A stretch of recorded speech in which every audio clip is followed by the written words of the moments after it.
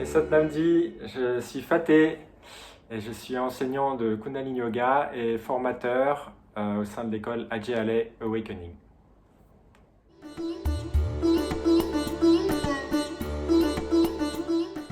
Moon Kriya, Kriya de la Lune. Le truc avec la Lune, c'est qu'elle change tout le temps.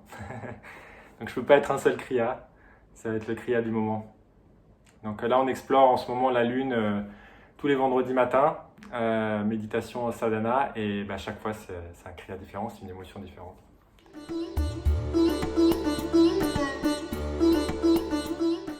Une méditation. Moi, je ne fais pas la différence entre une méditation et un Kriya.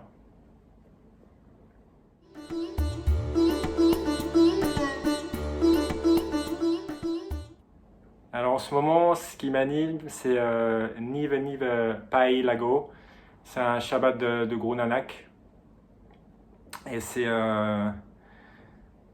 vraiment un Shabbat qui nous amène dans cet espace où les défenses peuvent plus tenir. Donc vraiment, il amène dans cet espace où j'ai peur d'être aimé complètement en fait, de disparaître. C'est mon Shabbat du moment. Nive nive pae lago, nive nive pae lago, nive nive pae lago.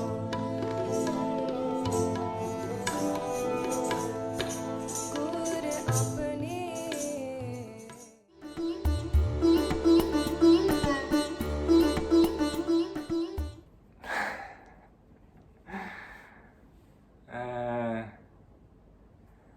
La gorge.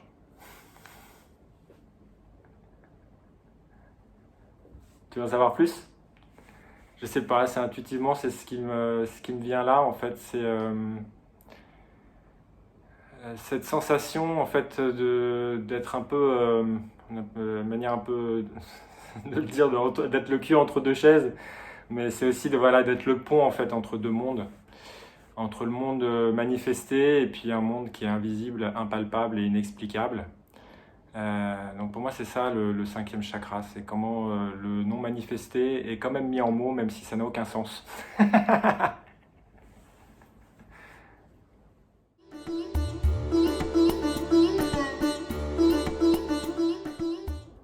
Il y en a deux qui me viennent. Iktujibola Koela Kovelakvis qui nous a beaucoup accompagnés ces derniers temps, qui rejoint à côté de qu'est-ce que je fais de ma langue. Et le deuxième, c'est Gulaik Daibuja et Sadnaikya Kaikdata Somevizarnajai, qui est vraiment ça mon challenge up. Et qui est ce qui me ramène dans mon centre en fait. Voilà. Donc c'est un peu, le premier c'est celui qui m'anime pas mal ces derniers mois. Et l'autre c'est vraiment la structure en fait. Dans les enseignements, on dit qu'on a tous un Shabbat, en fait, un pori du Japji, une ligne qui va nous percuter. En fait, c'est en général quand on arrive dans une situation où tout devient impossible.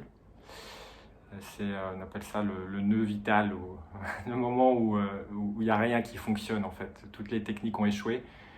Dans ces moments-là, que certains appellent la nuit noire de l'âme, en fait, dans notre tradition, parce qu'on est dans l'âge du Verseau. Alors beaucoup de gens disent mais dans notre tradition, l'âge du Verseau, il n'y a plus de gourou, etc.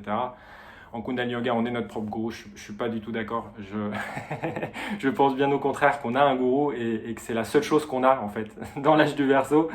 Simplement, notre gourou, c'est le Shabbat, c'est le Shabbat Guru. Et en fait, si on n'a pas cette dévotion pour le Shabbat, en fait, on n'a rien. On n'a pas commencé à entrer sur le chemin du Kundalini Yoga. Et sinon, c'est tourner autour, en fait. Et tourner autour, ça peut prendre, traditionnellement, ça prenait des années et des années. Ce qui se passe, on est dans des périodes de temps un peu accélérées. Le karma se densifie, on pourrait dire. La densification du karma, ça crée à un moment donné un espèce de point de non-retour où tout ce qu'on a essayé comme stratégie échoue. Et là, si on arrive vraiment à ce point-là de rupture, parce que c'est un point de rupture, le Shabbat vient nous prendre en fait. Donc on ne peut pas utiliser, quand on dit qu'on utilise des kriyas, qu'on utilise des mantras, qu'on utilise le gourou, le Shabbat gourou, on n'utilisera jamais le Shabbat gourou. c'est le Shabbat Guru qui nous utilise. Mais il faut qu'on arrive à ce point-là de réaliser que c'est lui qui nous prend. Et ça, c'est ce qu'on appelle le challenge. C'est quand je tombe au pied du gourou et c'est lui qui me prend et puis ma vie m'appartient plus, c'est la sienne. Et ça, on a tous une phrase du Japji qui touche, qui a une résonance parce que Guru Nanak nous a donné vraiment les 40 voies d'accès du mandala. Il y a toutes les combinaisons de chakras et de tattva qu'il peut y avoir. Chacun peut se retrouver dans une phrase du Japji. Le gourou va lui parler profondément. Donc ça, le mien, c'est Godaik Dei Bujai Sadnaja Kaikdata Somevzanaja.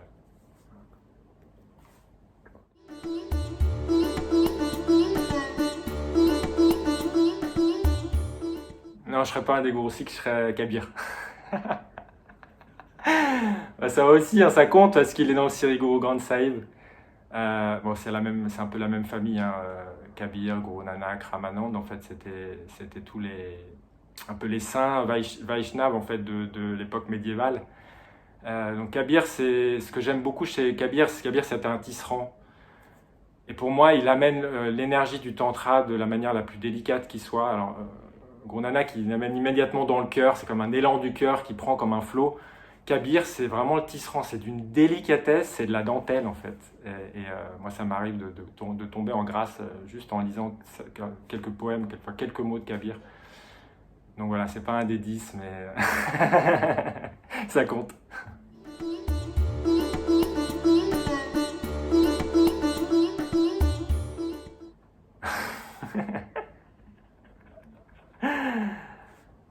Ça va paraître surprenant parce que c'est pas du tout ce que je suis, mais ce qui me vient intuitivement, c'est la Terre là aujourd'hui.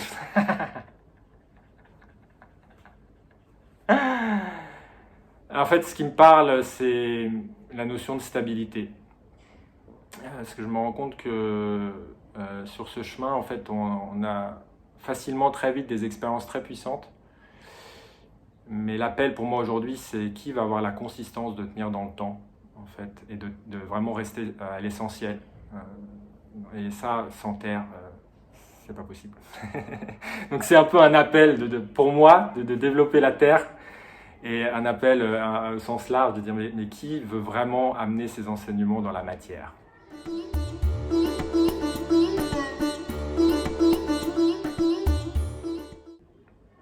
Une posture, un Guru Pranam. Ça rejoint la terre, hein. C'est que si ma tête elle est pas dans la terre, elle est où? C'est là qu'elle est plus près des pieds du gourou en tout cas.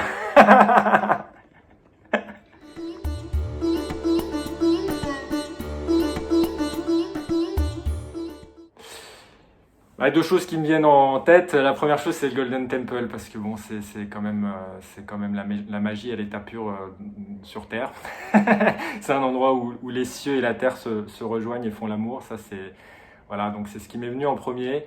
Mais après, de terre de cœur, il y a évidemment la Turquie pour moi et cette vibration soufie. Et je pense notamment à un vieux chêne dans les montagnes, pas loin de Dalaman. Voilà, ça c'est les deux endroits sur la planète aujourd'hui qui me font vraiment vibrer.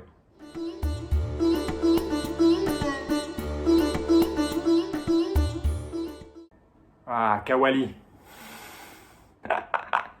Les soufis du Pakistan. Bah, ça c'est 3 minutes et ça y est, t'es dedans quoi. On retrouve la vibe des Shabbats du Sikh Dharma, mais avec un côté plus libéré, plus trance en fait, avec l'autorisation vraiment de l'accès à la trance. Donc peut-être un peu moins, je dirais pas moins codifié, mais moins, je sais pas comment le dire, mais en tout cas avec l'extase qui est là à 100% quoi. Et voilà, Kawali.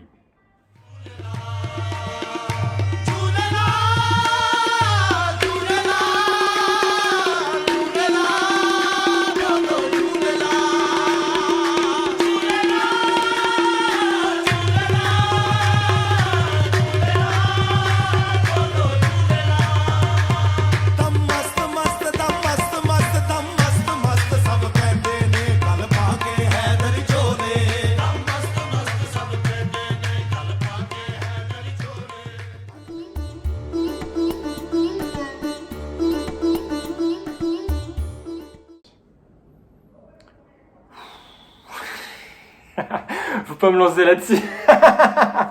Non, bah moi, l'Ayurveda, c'est le gui, hein. Pour moi, s'il y avait une chose à se souvenir de tous les Védas et de toute la science de l'Ayurveda, c'est le gui.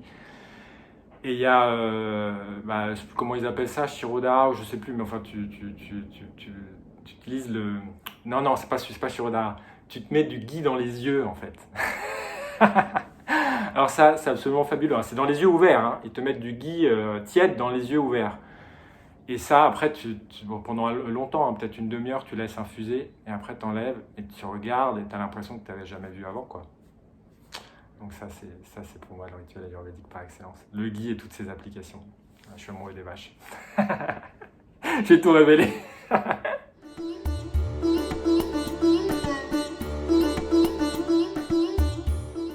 C'est pas très conformiste, mais en fait, et pour être très honnête, j'ai jamais vraiment essayé, mais de plus en plus, je suis attiré par être tout nu et puis me mettre des cendres d'Agnihotra sur tout le corps.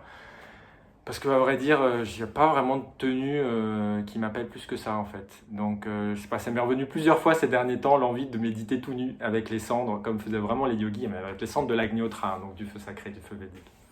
Voilà. C'est une envie d'explorer.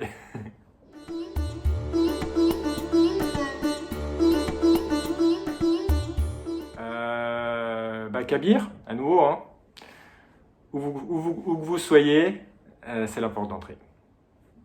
Voilà. C'est un peu le motto de notre école aussi, c'est de se dire qu'il n'y a pas besoin d'être plus que ce qu'on est pour être là.